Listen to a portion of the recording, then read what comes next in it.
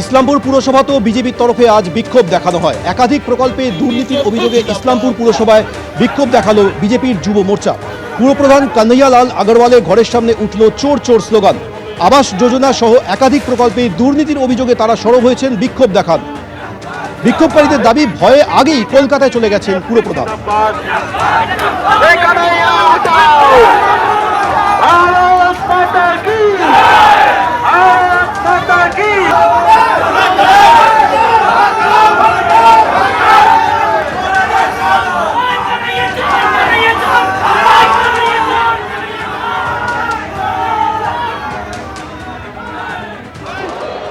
আজ পর্যন্ত তো অন্য কেউ বললো না। আমার তো 99 থেকে পৌরসভার চেয়ারম্যান আছি, আজ পর্যন্ত এই কথা কেউ উচ্চারণ করেনি, মানে আমার বিরুদ্ধে দুর্নীতিটা। ওনার দলগতভাবে একটা বিক্ষোভ দেখাচ্ছে। আমি গতকালই ওখান থেকে রওনা হয়েছি, যেহেতু এই ওরিয়েন্টেশন প্রোগ্রামে আসার কথা, সেখানে বিক্ষোভ দেখাচ্ছে। তারাতলা বিপর্যয়ের পর 31শে জুলাই পর্যন্ত নির্মাণ কাজ বন্ধ রাখার সিদ্ধান্ত নেওয়া হয়েছিল প্রশাসনের তরফে। এবার নির্দেশিকায় নতুন সংশোধনী আনলো কলকাতা পুরসভা। জানবো আমাদের প্রতিনিধি অনির্বাণ বিশ্বাসের কাছ থেকে। অনির্বাণ, দেখো সময় একদমই তারাতলা বিপর্যয়ের পর একেবারে কিন্তু রাজ্যের মুখ্যমন্ত্রী শুভেন্দু অধিকারী তিনি ঘোষণা করে দেন যে 31শে জুলাই পর্যন্ত কিন্তু সমস্ত ধরনের নির্মাণ কাজ সেটা কিন্তু বন্ধ থাকবে। এই নিয়ে কিন্তু দফায় দফায় কিন্তু নোটিফিকেশন জারি হয়। আজ কিন্তু কলকাতা পুরসভার তরফে আরো একটি নোটিফিকেশন জারি করা হয়েছে।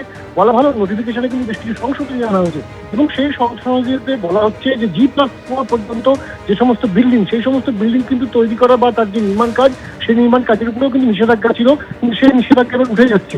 এমনকি ব্যক্তিগত বাড়ি থেকে শুরু করে ছোট যদি বেসমেন্টের কোনো কাজ হয়ে থাকে বা কোনো পুরনো বাড়ি, সেগুলো রক্ষণাবেক্ষণের প্রয়োজন রয়েছে, এমনকি তার স্ট্রাকচারাল কি চেঞ্জেস করতে হবে, এই সমস্ত ক্ষেত্রে কিন্তু সেই কাজ করা যাবে বর্ষাকালের মধ্যে।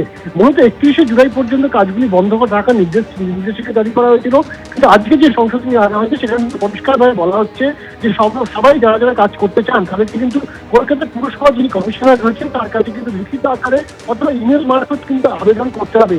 এবং এই যে আবেদন, সেই আবেদন কিন্তু রাজ্য সরকারের গঠন করে দেওয়ার যে হাই লেভেল কমিটি, সেই হাই লেভেল কমিটি খতিয়ে দেখবে এবং তারাই কিন্তু চূড়ান্ত সিদ্ধান্ত নিয়ে এনওসি দেবে।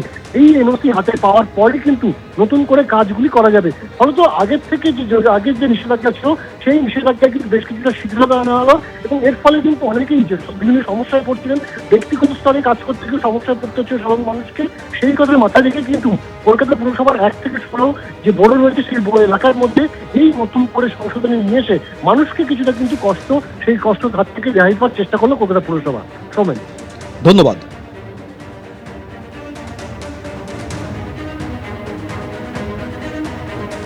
এবিপি আনন্দ, এগিয়ে থাকে, এগিয়ে রাখে।